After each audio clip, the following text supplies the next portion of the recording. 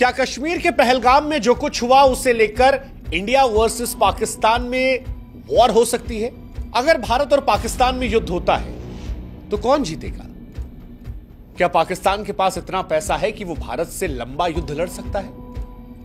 पाकिस्तान जिस atom bomb के दम पर बार बार धमकियां देता है, क्या वो भारत को वाकई में परेशान कर सकती है? दुनिया में कौन किधर खड़ा होगा, यह सवाल बड़ा महत्वपूर्ण है। क्या वॉर होगी? क्योंकि सोशल मीडिया पर जुबानी मिसाइलें खूब चल रही हैं। इंडिया से लेकर पाकिस्तान तक फिलहाल न्यूज रूम जो है वो युद्ध के अखाड़े बन गए हैं। माहौल बिल्कुल बना है कि इंडिया पाकिस्तान में वॉर होने वाली है, कभी भी हो सकती है।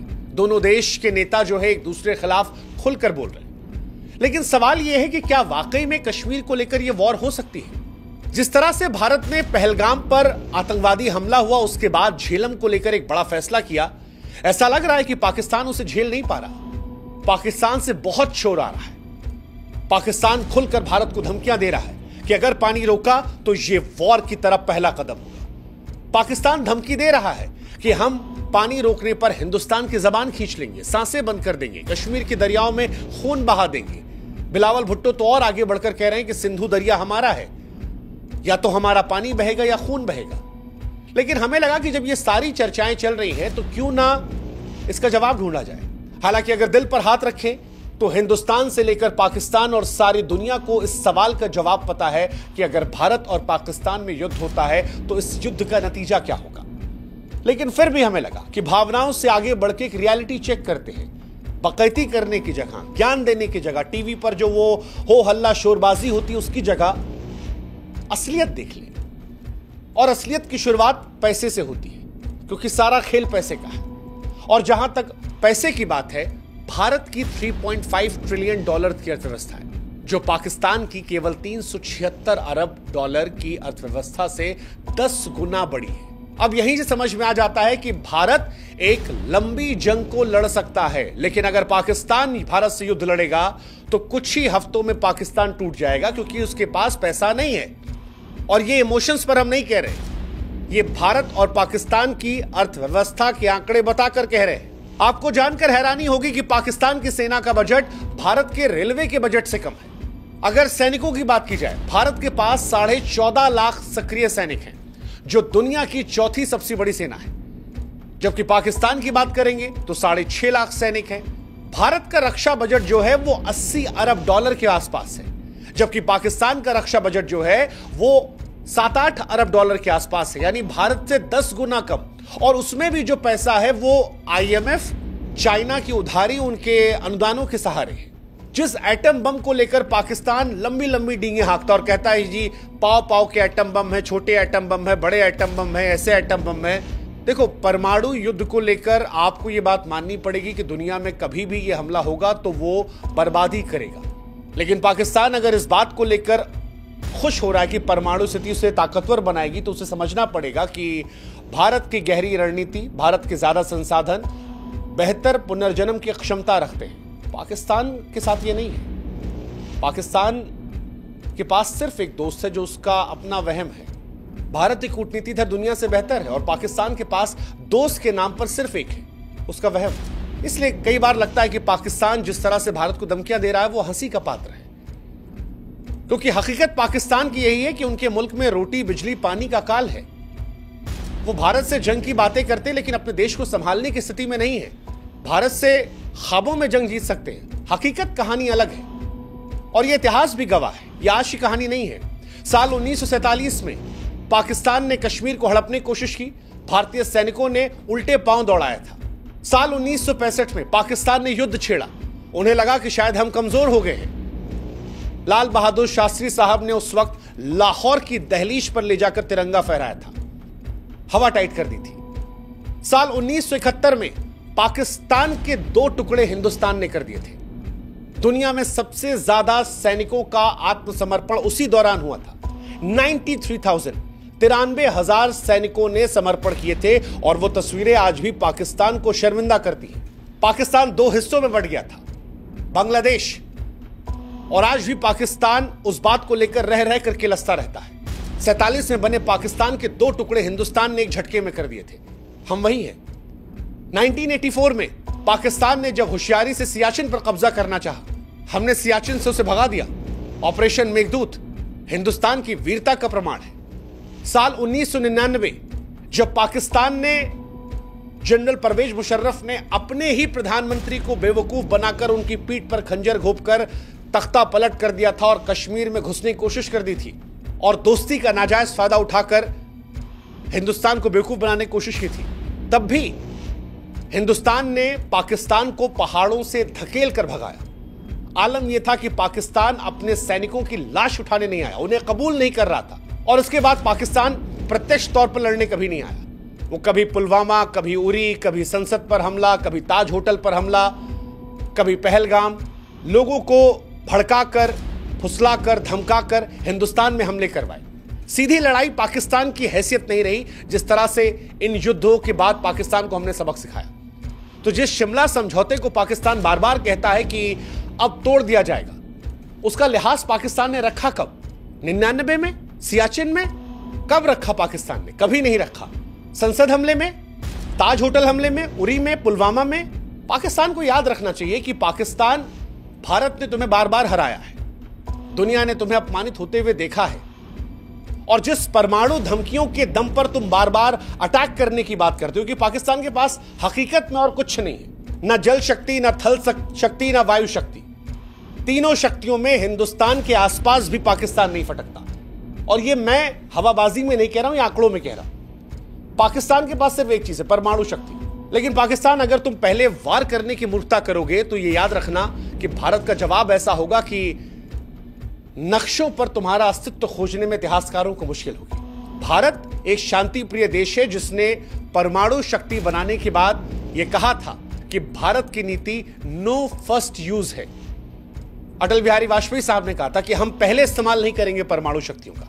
लेकिन यह बात याद रखना, हम पहले इस्तेमाल नहीं करेंगे, यह सच है, लेकिन भारत की क्षमता कंप्लीट डिस्ट्रक्शन की है। यानी जब तबाही हम मचाना शुरू करेंगे तब पूर्ण तबाही मचाएंगे। और पाकिस्तान जिस परमाणु ताकतों की बार बार धमकियां देता है, भारत अब उससे वहां पर भी बेहतर हो गया है। पाकिस्तान के पास 170 परमाणु हथियार है।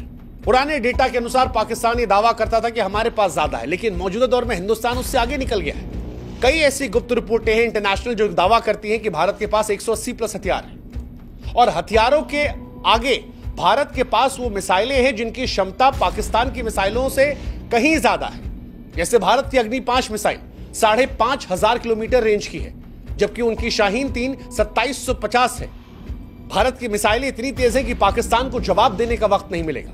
भारत के पास पाकिस्तान से बेहतर डिफेंस सिस्टम है जो पाकिस्तान के बैलिस्टिक मिसाइल डिफेंस को नाकाम कर देंगे।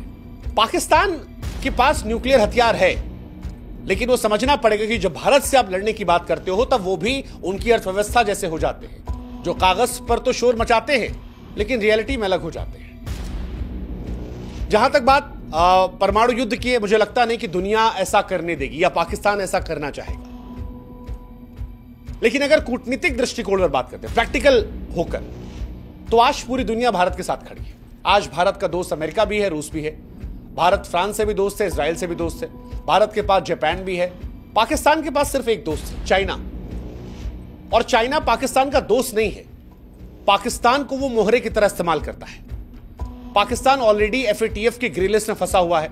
अंतर्राष्ट्रीय समुदाय के लिए इसे आतंकवादी देश मनाता है। चाइना उसे जैसे तैसे बचाता है। चाइना इस युद्ध के बहाने अपने 4 काम और करवा लेगा। वैश्विक मंचों पर पाकिस्तान अलग थलग है। दुनिया में पाकिस्तान की इमेज जो है वो एक आतंकवादी देश की, और ये बात दुनिया जानती है। जैसे तैसे चाइना के वीटो से हर बार वो ग्रे लिस्ट में बच जाता है। और चाइना खुद अमेरिका के साथ उलझा पड़ा है। रूस हमारा नया दोस्त है। अब वो दौर भी निकल गया जब पाकिस्तान के साथ अमेरिका दिया करता था, और जब देता भी था अमेरिका साथ, तब भी कुछ उखाड़ नहीं पाया था पाकिस्तान। आप याद करो, 71 की लड़ाई में अमेरिका ने पाकिस्तान का साथ दिया था। अमेरिका ने भारत को धमकियां दी थी कि भारत पर वो हमला कर देगा, लेकिन उसके बावजूद भारत ने ना सिर्फ पाकिस्तान को हराया, 93,000 सैनिकों का आत्मसमर्पण करवाया, बल्कि पाकिस्तान के 2 टुकड़े भी करवाए। And that is reality of Pakistan. ये भारत की रियलिटी है। सबसे बड़ी बात, जिस कश्मीर में पाकिस्तान को लेकर आवाजें उठने लगी थी, इस घटना के बाद उस कश्मीर ने भी पाकिस्तान को अलग थलग कर दिया। कश्मीरी भी इस बार खुलकर कह रहे हैं कि भाई साहब हम तुम्हारे साथ नहीं हैं, तुम्हारे साथ रहकर हमें मिला क्या? तुम्हारे पास जो कश्मीर का हिस्सा है वहां कौवा नहीं आता, हमारे यहां कम से कम लोग तो आ रहे हैं। वो जो होटल दिल्ली में 10,000 का मिलता है वो कश्मीर में 20-22,000 का मिल रहा है, इतनी भीड़ वहां पर है। ये जो कश्मीरी लोग आज मस्जिदों में हिंदुस्तान के समर्थन की बात कर रहे हैं, जो घटना हुई है पहलगाम में उसका विरोध कर रहे हैं, सड़कों पर भारत का तिरंगा लेकर उतर रहे हैं, ये इसलिए उतर रहे हैं क्योंकि इनकी जिंदगी भारत के साथ बेहतर हुई है। और कश्मीरी भी ये बात जानता है। तो जो लोकल सपोर्ट की आप उम्मीद कर रहे थे वो भी आपको नहीं मिलने वाला। ये 2-4 छुटपुटिये लाकर अगर आप सोच रहे हैं कि आप जंग जीतेंगे तो आप होशियार हो जाइए। और अगर ये पैमाना है तो आपके यहां भी जानते हैं आप क्या कहानी है, पाकिस्तान के अंदर विरोधाभास कितना है। हकीकत यही है कि आज दुनिया भारत को एक उभरती महाशक्ति के तौर पर देखती है। Bharat quad, BRICS, G20, SCO जैसे वैश्विक मंचों पर नेतृत्व कर रहा है। पाकिस्तान की हैसियत है कि FATF की ग्रे लिस्ट में फंसा हुआ है, आतंक का पनाहगार और दुनिया में अलग थलग। अगर पाकिस्तान युद्ध का सोच रहा है तो पाकिस्तान को समझना पड़ेगा कि लंबे युद्ध के लिए पैसा, संसाधन, सैनिक या रणनीति चाहिए जो उसके पास नहीं है। कुछ ही हफ्तों में पाकिस्तान की सैन्य ताकत खत्म हो जाएगी, लेकिन भारत पाकिस्तान के मुकाबले कहीं बेहतर संसाधन में है, कहीं बेहतर सैन्य में है, रणनीति में है, वैश्विक समर्थन है, आर्थिक मजबूती है। यह भारत की कहानी है। और अगर इसके आगे मामला बढ़ता है परमाणु हथियार के गलत इस्तेमाल का, तो जैसा हमने पहले भी कहा कि इतिहासकारों को पाकिस्तान के नक्शे को खोजने के लिए संघर्ष करना पड़ेगा। भारत को नुकसान होगा, हो सकता है हमारा आधा शरीर छलनी हो जाए, लेकिन पाकिस्तान को कोई ढूंढ नहीं पाएगा, यह गारंटी है। और पिछले लड़ाई इसके सबूत है, चाहे वो 71 की लड़ाई हो 2 टुकड़ों में बांटने की, करगिल की लड़ाई हो, बालाकोट का जवाब जिस तरह हमने दिया, पुलवामा हमले का जवाब, ये पाकिस्तान को याद रखना चाहिए। 12 दिन के अंदर आतंक के तमाम अड्डों को नेस्तनाबूद कर दिया था, F-16 गिरा दिया था। और जिस अभिनंदन की चाय को लेकर वो कई बार मजाक उड़ाने की कोशिश करते हैं, पाकिस्तान की संसद में बयान है कि अभिनंदन को लौटाने का दबाव किस तरह था, किस तरह लोगों के पैर थर थर कांप रहे थे। और ये हिंदुस्तान का जवाब नहीं है, ये पाकिस्तान की संसद में उनके सांसद का बयान कोट है कि टांगे कांप रही थी, डर ये था भारत हमला ना कर दे, इसलिए अभिनंदन को लौटाया। ये चाय की नौटंकी सोशल मीडिया पर, टीवी डिबेट के तमाशों में अच्छी लगती है, रियलिटी जो है इससे बहुत अलग है। और रियलिटी यही है कि ये वो भारत नहीं है जो खामोश बैठता था, ये भारत है जो फैसले ले लेता है। अब हम उससे आगे निकल रहे हैं जहां एक गाल पे थप्पड़ खाओ दूसरा आगे कर दो। अब यह है, अगर गाल पे थप्पड़ मारोगे तो ऐसा मारेंगे कि लौट के गिरोगे। जवाब देते भी हैं, हिसाब भी करते हैं। और इसीलिए इस रियलिटी को पाकिस्तान को भी एक्सेप्ट करना होगा कि जिस देश के गोदाम खाली हो, हवाई जहाज जर्जर हो, अर्थव्यवस्था दिवालिया हो चुकी हो, वो भारत जैसी सैन्य महाशक्ति को चुनौती नहीं दे सकता। इतिहास के पन्ने जब पलटे जाते हैं तो कुछ मुल्क अपनी वीरता से अमर होते हैं और कुछ कायरता से मिट जाते हैं। पाकिस्तान आज उसी दूसरी श्रेणी में खड़ा है जिसने पराजय, पतन और प्रवंचना का प्रतीक है। हिंदुस्तान शांति चाहता है, पर शांति समाधान के साथ, सम्मान के साथ। भारत धैर्यवान है लेकिन भारत कायर नहीं है। भारत सहनशील है लेकिन भारत अपने आत्मसम्मान से समझौता नहीं करता। और अगर गलती से भी पाकिस्तान ने ऐसी कोई हिमाकत करने की कोशिश की तो यकीन मानिए इस बार बांग्लादेश नहीं बनेगा, इस बार सियालकोट नहीं बचेगा, इस्लामाबाद का नाम भी जो है वो इतिहास में पहुंच जाएगा। तो ये बात उनको समझनी चाहिए, क्योंकि अगर इस बार ऐसा कोई युद्ध होता है जिस तरह से पाकिस्तान हमें प्रवोक करता है या हमारे लोगों को मारता है या अपने दहशतगर्दों को हिंदुस्तान में भेजता है, और या इन सब के बाद भी वो हिंदुस्तान को आंख दिखाने की कोशिश करता है और कहता है जी पाव पाव भर के एटम बम है, तो जी पाव पाव के एटम बम वाले अगर युद्ध में आप जाएंगे तो फिर इतिहास आपको ऐसे याद करेगा कि देयर वॉज अ पाकिस्तान, 1947 में बना था, 21वीं सदी में अंत हो गया। आशा करते हैं कि इंसानियत उस दौर में ना जाए। हकीकत, वास्तविकता को हम सब समझे। बार बार हम कह रहे हैं कि युद्ध हमें नहीं चाहिए, हम सहनशील लोग हैं लेकिन आपके सम्मान से समझौता नहीं करेंगे। हम वो देश हैं जो शांति चाहते हैं, धैर्यवान हैं, लेकिन हमारे धैर्य को कायरता में ना सोचा जाए, हमारी सहनशीलता को हमारी कमजोरी ना सोचा जाए। हम आज भी उस पॉलिसी पर बिलीव करते हैं कि फर्स्ट यूज नहीं करेंगे, चाहे आतंकवाद हो या परमाणु शक्ति का इस्तेमाल। लेकिन हम उस बात को भी मानते हैं कि जिस दिन हम इस्तेमाल करेंगे या जिस दिन हम प्रयोग करेंगे वो फाइनल सोल्यूशन होगा। मैं जानता हूं कि पाकिस्तान के लोग ऐसे नहीं हैं।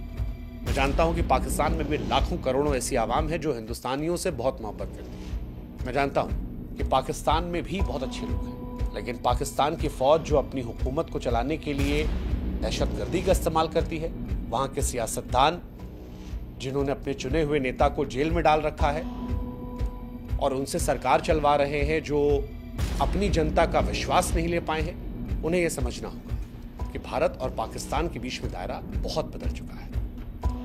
अब हमारी उनकी तुलना नहीं है। ऐसे में बेहतर है दहशतगर्दी बंद की जाए, बेहतर है आतंकवादियों का साथ ना दिया जाए, बेहतर है कि अपने देश पर ध्यान दिया जाए, नहीं तो देयर वाज अ पाकिस्तान जो 1947 में बना और 21वीं सदी में खत्म हो गया। आशा करते हैं ऐसी नौबत ना आए, क्योंकि वहां भी इंसान है जो हमारे जैसे हैं, जिन्हें हमसे भी मोहब्बत है और हमें भी उनसे लगाव है, और इंसानियत कहीं भी हमें लगाव रहेगी। लेकिन धैर्य को कमजोरी न समझा जाए।